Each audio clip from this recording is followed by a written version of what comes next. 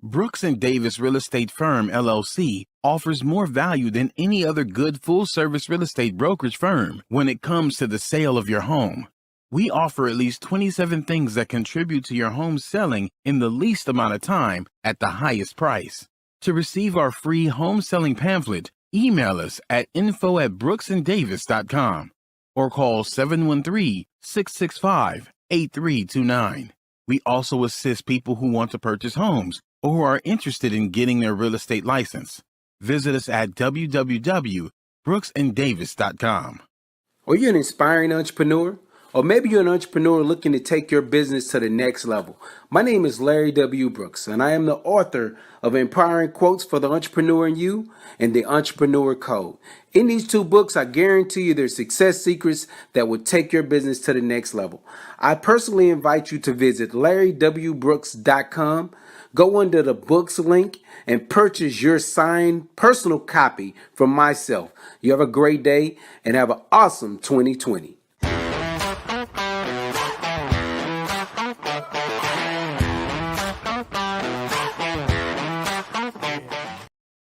Happy Thursday. Welcome to the Prime Real Estate Network podcast. I'm your host, Ric Davis, and I want to thank everyone in the audience for tuning in this week. I want to ask everyone in the audience, if you don't already follow me on Instagram, I invite you to do so at Prime Real Estate Ric. If you're looking to buy, sell, or invest in residential or commercial real estate anywhere in the great state of Texas, but especially here in Houston, I invite you to reach out to me directly on Instagram at Prime Real Estate Ric. We have a really great and exciting show planned for you this week. I want to thank everyone in the audience for tuning in. First things first, if you are checking out the Prime Real Estate Network podcast for the first time and you're watching us live on YouTube, we ask that you please subscribe, like, and share. Does a great job of getting our message out to the entire world. And I want to thank everyone for supporting this movement. It's a great show. Today's show is for all of those who want to make a change in their real estate portfolio in the year 2023. As everyone knows, it's the first day of December, and we're gearing everything up for the new year. And if you're looking to buy real estate, if you're an owner and you want to sell real estate, or if you're a real estate investor and you're looking to add to your investment portfolio, today is the episode that you definitely need to like, subscribe, and share, because today we have one of Houston's most knowledgeable, successful, and foremost mortgage lenders. I want to introduce him at this point because today's episode is one that will go down in the books. So first things first, I want to thank him so much for carving some time out of his busy schedule. He is a mortgage broker with Matador Lending. He's also an entrepreneur and a highly successful businessman. I want to thank him for sitting there with us, and I'd like to introduce Mr. Yves Ozoude. What's up, Rick? Thank you for having me, Prime Real Estate Network. Hey, man, appreciate you so much, man. I know how it is, man. It's Thursday. The weather is beautiful out here in the city of Houston. And it's just like the market right now is just so much business being transacted in the city of Houston.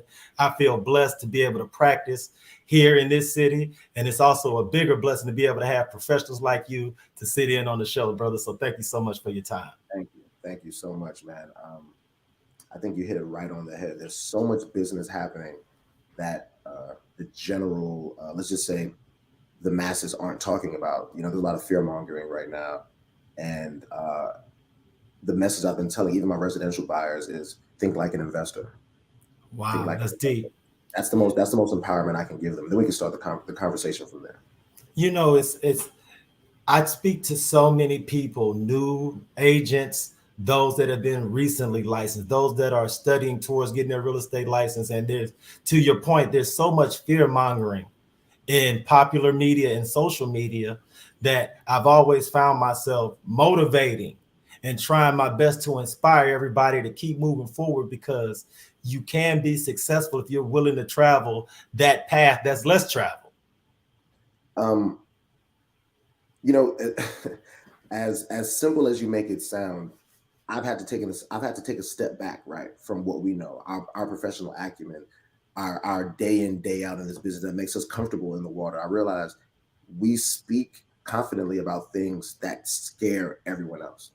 True. You know, And I'm learning that translation, right? How to not use so much jargon, how to explain things plainly to make you understand that this isn't the risk you think it is. It's a calculated risk. It's a good risk. Life is a risk. The fact of the matter is people are uninformed, right? Sometimes willfully, right?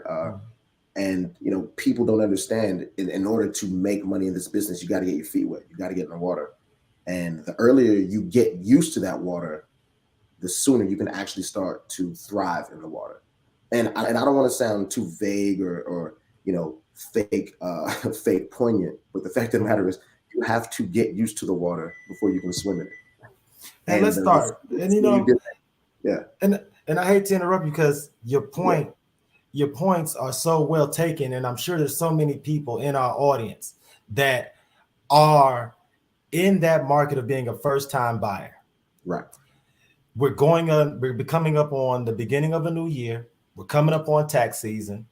We have people whose residential leases are set to expire. We have people that are filing the tax returns that have finally hit that 24-month mark at their job, 36 months. Could you just share a little bit about the opportunities that are out there for first-time buyers and those who are in the residential buying community? Well, for first-time buyers, I'm gonna, you can be a first-time investor, or you can be a first-time, primary residence person. But let's start with primary residence people, right? I'm not, I'm going to use a real situation. I just had a conversation with a realtor partner of mine. He's clear to close. I'm doing his house, sends me tons of deals. Great guy, right? My guy, EJ. And I'm not the person that you're going to come to and I'm going to say, this is going to be so easy. This isn't going to cost you any money. Because I don't do that. I don't do that. When you buy something, it costs money. It costs time. It costs resources. Okay. I prepare people for the winter, and you'll enjoy the summer way more. The fact of the matter is, I cannot predict the future, but I can prepare you for the winter. The fact of the matter is this: it's going to be uncomfortable if you're a first-time home buyer. You've never had to pay property taxes. You've never had to pay a mortgage. You've never had to think about home repairs. You've never had to think about home insurance. You've never had to think about any of these things. So yes, expect discomfort. The same way an athlete expects discomfort when they're lifting weights. Muscle tears, but you heal. Mm-hmm. Get used to being uncomfortable, and you realize it's just a shift. Your life isn't getting worse, it's getting better.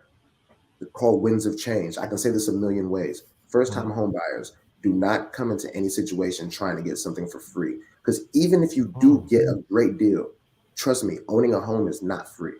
Things happen. Homes need care. That's so true. And I go through so much of that same education. Mm-hmm. With my first-time buyers, I try to present them with it's something as simple as a refrigerator magnet that gives a seasonal breakdown of the type of things that you need to be doing to maintain a home. Mm-hmm. When I saw how powerful of a marketing tool and an educational tool that was, it let me know how much this grassroots foundational education is still needed. So from your perspective as someone on the inside of the lending industry, what type of myths and rumor mongering do you see online that you feel like is the most dangerous and the most damaging to that first-time buyer or first-time investor community? Here's the most damaging thing you can hear, and it's a type of speech, right? Things like crash, plummeting. It's these things. The real estate market's crashing, right? The recession, all these highly suggestive, sensational, negative, ill-conceived words. The fact of the matter is this: anytime I have a client, and I put it this way because this isn't about opinion, it's something I can prove. Anytime I have a client who's like, is it a bad time to buy? Should I not be buying? Oh my God, if the real estate market's crashing, I say, look, I have a guy over here who's trying to buy 15 houses at one time.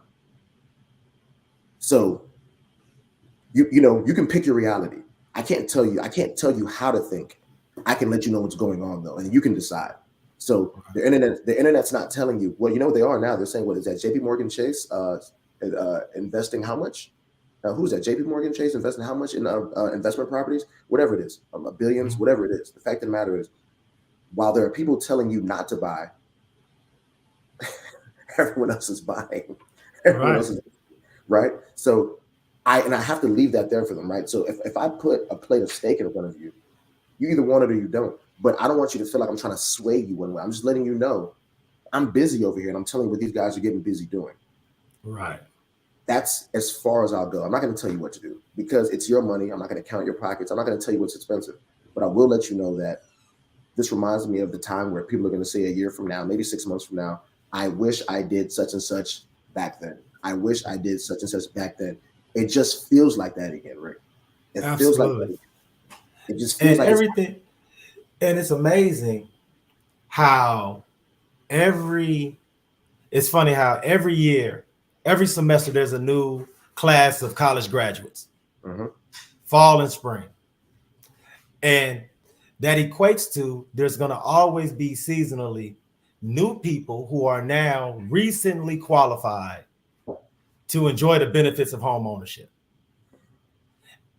And for those people that's out there, I want your message and my message to resonate very clearly. No one can tell you when is the exact right moment for you to invest. But understand, investing in real estate is going to put you on a path to being financially successful. It's going to be a foundational piece as far as generating generational wealth and setting your family up in the future. So from that standpoint, I hope everyone who's heard your message, Yves, can understand how if you're renting right now, the best time to buy is tomorrow, today. Let's get going. Don't waste any more time and let's not procrastinate. I have a saying, and I said, like, the best time to do anything, the best time to plant a tree was 30 years ago. The next best time is now, right? You can't get back the past. I will say this, it's not for everybody, but it's one of the few things that's worth trying and figuring out that it's not for you. It's one of the few things that even in perceived failure, there's still benefits. It's one of the few things that even in your perceived failure or actual failure, there's still benefits. So many things that you learn that translate to other aspects of business. You're right. It's true, right? I think to your point, Rick, we're charged with a specific responsibility, all right? And people don't know what to believe. People get a lot of messaging. People get a lot of stuff hurled at them, and they don't know how to sort out who to listen to and who not to listen to, right? They don't know a red flag when they see one, right? And it's not necessarily their fault. So especially in this time, I think that we have to kind of drop our sales hats a little bit, take that off a little bit and just get in the actual educational, transparent space and stay there, because we also are responsible for building the type of clients we want. If that makes any sense, right? There's a certain level of information that people need to have to even know how to process what you're saying. For instance, if I tell you, hey, that rate that you got that you're trying to compete with me sounds too low, I can tell you why it seems too low. I can tell you why I think you're being lowball. I can tell you why I think there may be a bait and switch. But if you don't have foundational stuff, you're not gonna be able to believe me. Things like, hey, if you're ever wondering what the general rate is, go to Freddie Mac. They post it. Right. And this is only on closed sales. If you want to see what people are buying, go to Freddie Mac. You don't have to take my word. Go to FreddieMac.com. It'll show you, and let's start the conversation from there. But that is something so simple that can start the conversation from a real place. You mentioned earlier that you not only work with investors, but you also work with realtors on their personal home lending needs. Right. And the reason why I want to make sure I highlight that for our audience is because when you're a real estate professional, you're a realtor, you're a broker, quality lenders, quality mortgage professionals. And it says so much about you and your practice that those in the know take care of their personal business and make sure they set up things for their family, working with you and the services you provide. So I just want to ask, for those who own a home but have never purchased that first investment property, Gotcha. or feel like it's time to reach out and do something maybe multifamily, because there's been a lot of marketing about multifamily investments, that type of thing. What opportunities are there for those in that investment space when they work with you? The investment space in and of itself is huge. And and for that reason, mainly, I have to have a huge offering, right?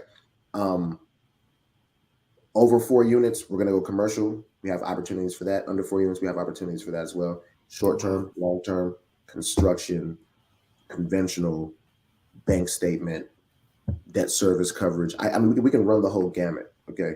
Mm-hmm. The main thing is people come in and say, hey, I heard about a program. I want to use that.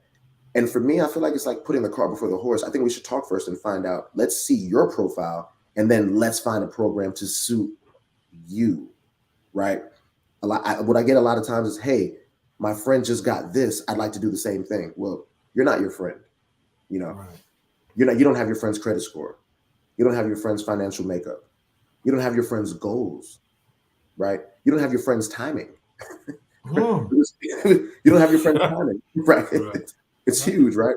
And the investment space is so specific. And that's why in my investor clients, we're so close. Like, we're friends, because it is a daily thing.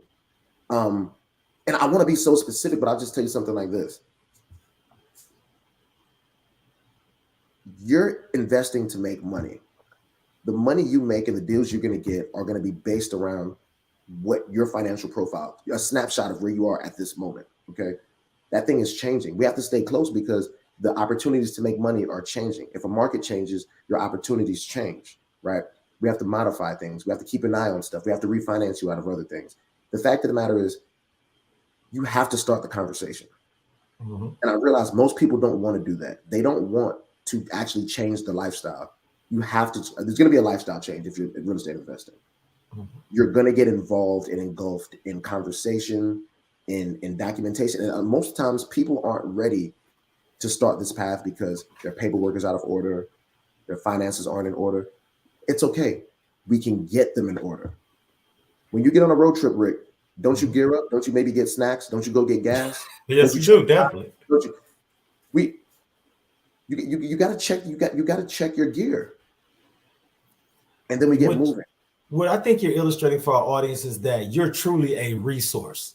Yeah. A lot of times, especially, and we were just talking about first-time residential buyers versus seasoned investors, but being able to come to you as a resource and be open to being educated by you, as opposed to trying to impress you with the things they may have heard or might have seen.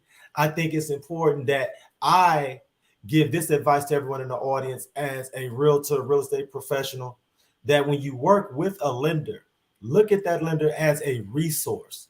Allow them to educate you on what's out there, because there's no way that someone is going to be as up to date and as in the know as you'll be. If I'm working and I'm doing my job, I'm up to date, right? You know, Absolutely. I've seen worse. And think about it like a lawyer too. Like, I need to know all your business. It's a very exposing process, and I'm invasive. I'm going to say it right now. I am invasive. I need to know everything, but not for the purpose of working against you or making you uncomfortable, for the purpose of working for you, for the purpose of advocating, for the purpose of spinning your story, for the purpose of making it all make sense. Right. I think people forget that I'm incentivized for them to win. I think they forget that sometimes. You know what's so amazing about that you bring up that point, because I think sometimes in the real estate process, people tend to look at the real estate agent as more of the confidant, someone that you can come to for advice, the type of thing where the bedside manner is really, really important. Whereas when they get to someone in the lending side, they look at it, it's supposed to be more cold and calculated, and it's supposed to be straightforward. But what I've learned in my experience is that people severely undervalue the advocacy that the lender has to do on their behalf behind the scenes. So for those who have never seen behind that curtain, without getting entirely too deep, E, could you just give our audience a little background as far as the advocacy that has to happen to put the deal together? Right. Let's talk about it like this. So they think that I'm an underwriter. I'm not an underwriter. Exactly. I make you presentable to the underwriter. Okay. It's like the judge. I'm the lawyer. The underwriter is the judge. Exactly. I'm presenting your case. And what I would say is don't lie to your lawyer. Don't lie to your lawyer, but basically not saying that people are doing wrong things, but you don't want the underwriter to see things that, always within the confines of the law, right? But you never want them to see things that will make them ask questions that get in your way unnecessarily, right? Basically, I'm cleaning you up. My processor, she's also our VP, Jenny. She knows, man. I come there and I say, hey, this one needs a big cleaning. This one's fine as it came in, but we make you attractive to the money. Right.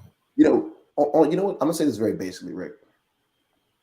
How do you think you need to look for somebody to give you $400,000? If you really put that into perspective, you'll see what I have to do. I'm making you pretty. Right. I have to make you pretty. Right. And some people come in really rough around the edges and they want to hide stuff because they're uncomfortable with their own personal situation. I'm going to say this very clearly to everyone listening. I don't care. I'm not dealing in feelings. I'm dealing in wins. I'm dealing in closings. All right. Yeah. Tell me all your business, all of it. And you will thank yourself later. Absolutely, man, because I know, because we've been serving in this industry for as long as we have, that sometimes the behind the scenes work on the lender's end when it comes to the underwriting can be some of the most intense back and forth. And as the lender and as the agent, it's our job to insulate our clients from the emotional anxiety that comes with that back and forth. It's almost like when they give you the illustration of a duck and how peaceful it seems as if or a swan, how peaceful they seem to glide across the pond. Where in actuality, everything below the surface is moving 1,000 miles an hour. And that's how I look at the business that you're in. Yeah. And how important having someone that you trust to advocate for your clients. And this is for those in the real estate community as realtors and real estate professionals. Do not undervalue that part of the lender's responsibility when you're deciding who you would like to partner with, or who do you feel would best advocate for your buyer clients. And that's something that I wanted to make sure that I highlighted, because that is so powerful. And I thank you so much for sharing that message. It's huge. It's huge. And I don't want to overstate this, but there's so many instances we can talk about, right? And just to go full circle, what I was saying is that I think our buyers need a baseline of information to even know that they're being advocated for. That's a sticky situation when people don't even know they're being helped, right? Or even worse, see help as hurt, right? Like, why are you asking me so many questions? Why do you need to see this? That kind of thing. The last guy didn't have to do that. The last guy wasn't being thorough. Look, I'm the doctor. And I'm going to say this very clearly. When the doctor says spread them, spread them. That's it. This is just what needs to happen. If people understand that getting financing is an invasive process on the front end, they'll come in with a better perspective and better expectations. Period. And there's so many members of our audience who are hearing this message from you for the first time, who's being introduced to you, your business, and what it is that you offer. But for those who are realtors, brokers, who worked with you in the past, I want to help to give them a little bit of background as far as your entrepreneurial journey and the path that you've had to walk to become who you are. Because Absolutely. Larry and I like to talk about this a lot, that sometimes people tend to undervalue the evolution that has to happen to the point where they meet you at that moment. So, Right. so Right. for those in our audience who may not be that familiar with your walk, could you share a little bit about what you did before becoming a mortgage broker, what you were doing professionally before you decided to start your own business, become a business owner and entrepreneur? Absolutely, man. Well, I don't know how far back to go, but I'll start in. I'm from Queens, New York, right? I'm from Queens, New York. Q Borough. Q Borough, keep it thorough. Queens get the money. Let's go. I play basketball in Queens. I'm gonna go more forward. I moved to Houston, living in Houston, and I drum roll a locally known rapper, and I thrived. I thrived in all aspects of the business, but the business itself. I didn't like the business, literally the business of the entertainment business as being a rapper. I hated it. And my now fiance suggested to me when I just in the middle of an album, I just quit.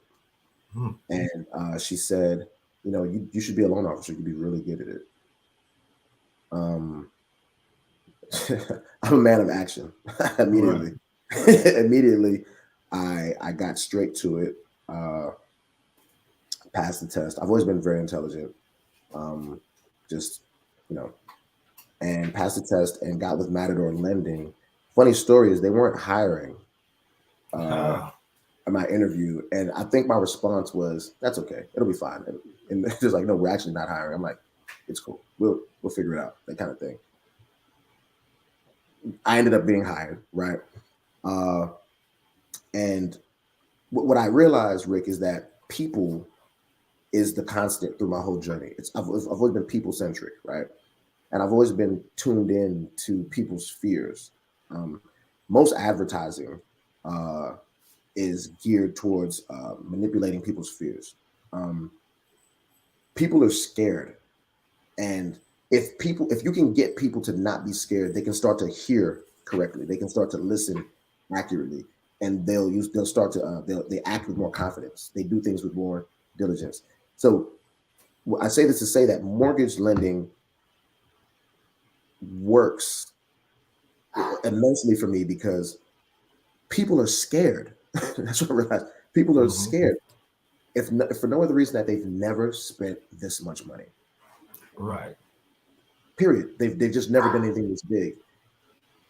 I like to reduce it to parts. They're just numbers. My life has taught me most big things, most large undertakings are hard to grasp when you're trying to look at the whole thing at once. You have to break it down, right? My background's told me that, hey, just do this little part and get to the next part, right? Whether it be writing a song, planning an event, anything, do this part, it'll lead to the next part. You have to start. And trust me, your next steps will reveal themselves, right? In a mortgage process, I tell people the start is a conversation. The next part will reveal itself. The next part will be ready once you finish the first part. But that takes a level of trust. So I'm always working backwards to find out how far back do I need to start in order to have a real conversation with a client, a referral partner, a client, a new business partner, whatever. And you always start with, what is this person scared of? What are they worried about? If you can assess that, you can actually tell people what they need to hear, how they need to hear it. And I'm working on that every day. And I thank you so much for your transparency and candor, because what makes your story and testimony so powerful, and I want everyone in the audience to not bypass this particular fact, is that there is no set background that you have to flourish in the mortgage space, to flourish as a mortgage loan officer, to flourish as an entrepreneur.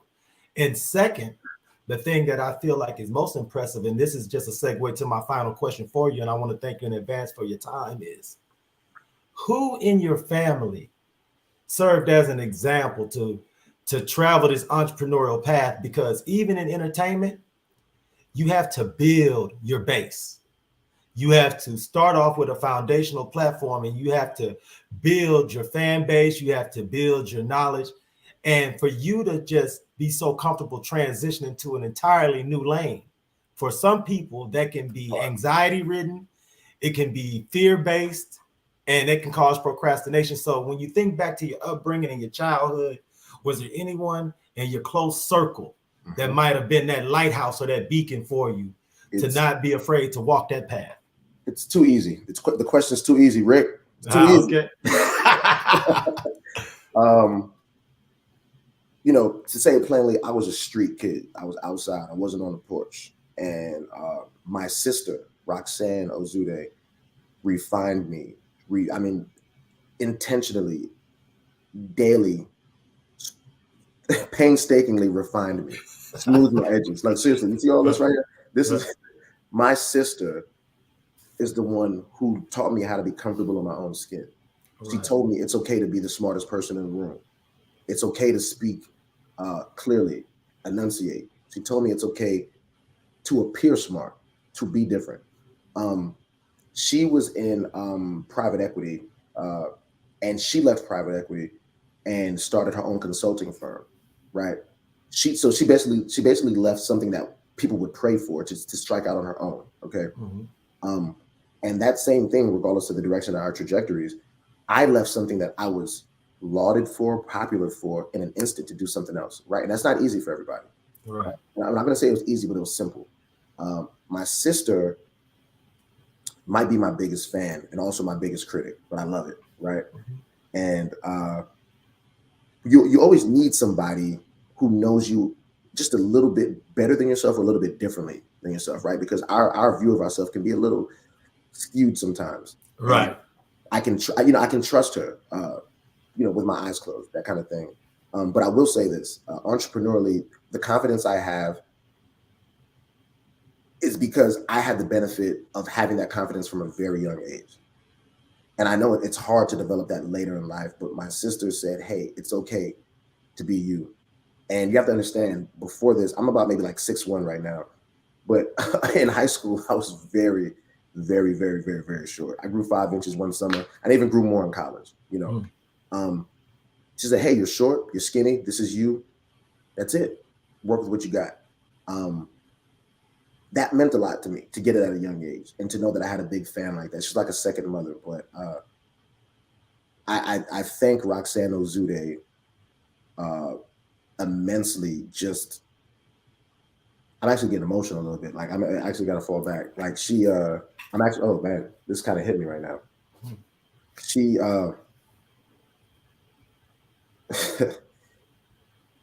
an angel, like on earth. She's just, all graces I have, God, my mom, my sister, they just made me a better person. I'll just leave it at that. It's actually getting tough to talk about. No, I appreciate you, because it's these type of moments where I always try to let those around me, especially those who had a huge part in formulating my viewpoints, my work ethic, my feeling of integrity, self-respect, dignity, all those things go into what your sister instilled in you. And sometimes in life, it takes a moment like this, or a night where we're receiving an award, or a night where we're getting a lot of pats on the back, to take those reflective steps. Yeah. And show love where love is owed. So I thank you so much, because there's so many members of our audience that's checking us out on their cell phone or on the laptop or in the cubicle at work, who have someone just like that, who's in their ear right now, letting them know you can make a change. If you're unhappy with what you're doing, if you feel as if, man, I've always been good with numbers, I feel like I can help people, I feel like working with mortgages or in real estate is something I can do, I let everybody know, don't ignore those voices, don't ignore those people, have the courage of your convictions and step out on faith, man, because success is out here.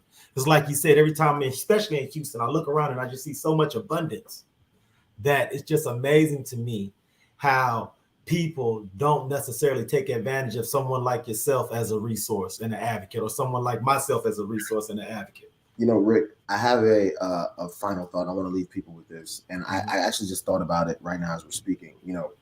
I think real estate, I and I'll use it from my perspective, real estate as a whole, if people want to understand what it is, it's like a pretty girl, right? I tell people real estate's like a pretty girl, right? And you may have chemistry, this pretty girl may like you, whatever. But I always tell people, you're not the only one who knows she's pretty. All right. It's not waiting for you. You have to go to it. You are not the only person who has eyes. I tell people, you have to go get it.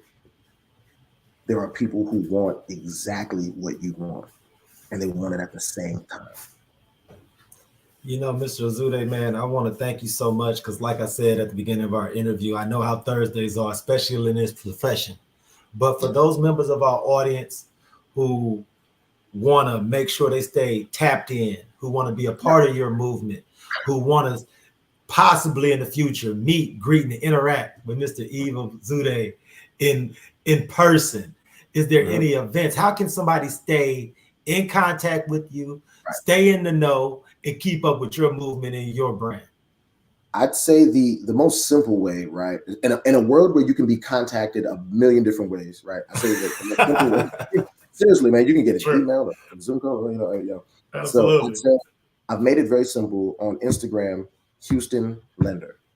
Okay.